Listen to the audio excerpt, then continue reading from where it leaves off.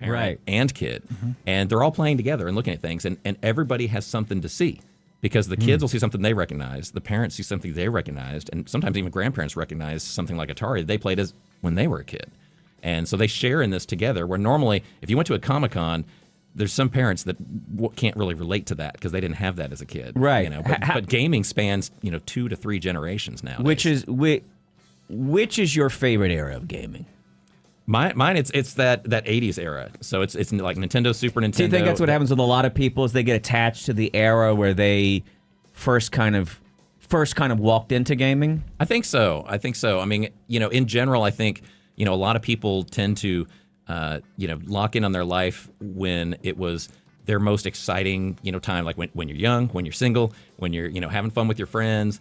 And those times really, make an impact. So the movies, when I was a kid in the 80s, so movies like Back to the Future, Terminator, I mean, there's movies that are really iconic that you remember. And the music, like I love the music that y'all play here at KLBJ. Right. The rock music from the 80s and 90s, it just, to me, it always makes me happy. Just hearing Ozzy, Guns N' Roses, all this stuff, I love it. And gaming's the same. I mean, it just brings a smile to my face seeing Mario Brothers and Mega Man and Mortal Kombat and all those games. I get too frustrated. It takes you back to when you were a kid. You get too frustrated? I played 2600 and all that stuff, and a little bit when Wii came out, I thought that was kind of refreshing at the time. I think the Wii is fun, especially. I had a young family, and Wii was fun. But I get so... When I can't level up or whatever, screw it. I'm done. I paid for the whole game. I want to play the whole game. I don't want to have to earn it. Do you have people losing their temper in these tournaments that are happening? Do you have anybody? There's got to be some kids. It's the demographic of But a lot of people just don't sign up for the tournaments if you don't feel like you have at least some level of skill, right? Because I mean, you can. It's free to enter the tournaments, but like the Tetris and Mortal Kombat and stuff, there are people there that are going to be really serious. Well, whether you're a gamer or not, you know what it's like. If you know that people can lose their temper if somebody steals their Cloud song. We're all familiar with that one. And so there's got to be some great people just throwing controllers and losing it, I would think, at your tournaments. Do you get... I was like, we've never had any serious incidents, just to reassure people. Someone's throwing over television. No one's been killed by a controller at Classic Game Fest.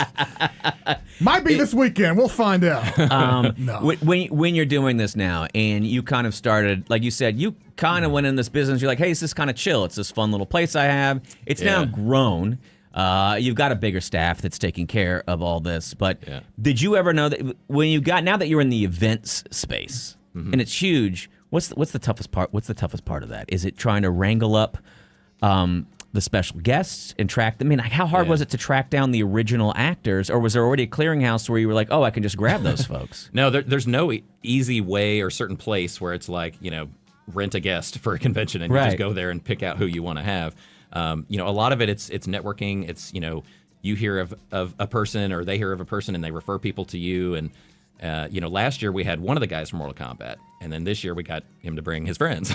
That's fantastic. So it's kind of like a chain reaction of, you just make contacts. You do what I hope is a great show every year, and then people hear about it, and the next year they're like, oh, I heard about that Classic Game Fest thing.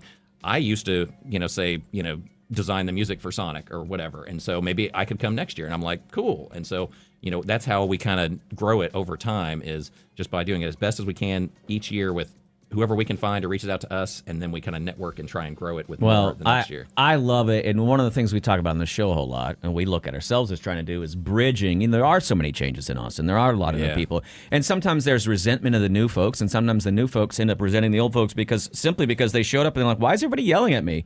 I just wanted to be a part of your party. And I love that you're doing kind of that. You took a passion that you had, or somebody like Tim League, who took a passion with movies and the Alamo, and then Fantastic Fest, and grew it from there. And you've grown this really nice thing that the entire city is invited out to. As Chewy pointed out, pretty darn affordable. You can go, you can take kids under 10 are free.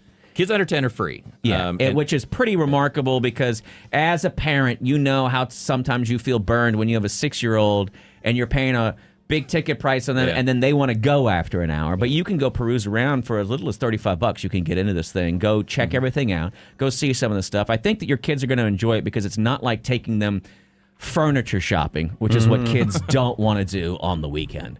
But I think it's a great event that you've put together, and I'm going to keep wishing you more and more successes with it. I love this thing for the city. It's a really cool event, and I'm glad that it's had so much success, man. Good for you. Wow, thank you. That's great. Yeah, absolutely. Well, I really appreciate you having me on the show. I'm trying to big up you right now because it's probably a pretty exhausting week. You're down to like 72 hours. It's a little stressful for everybody's me right now, arriving right now, and you're like, I've got to get. You have no idea. I got to go find Lycra all of a sudden, and I've got cosplay. Are you going to dress up this weekend? I don't dress up. Everybody, can recognize me. I look the same pretty much every year, just less and less hair and more stress. But otherwise. About the same.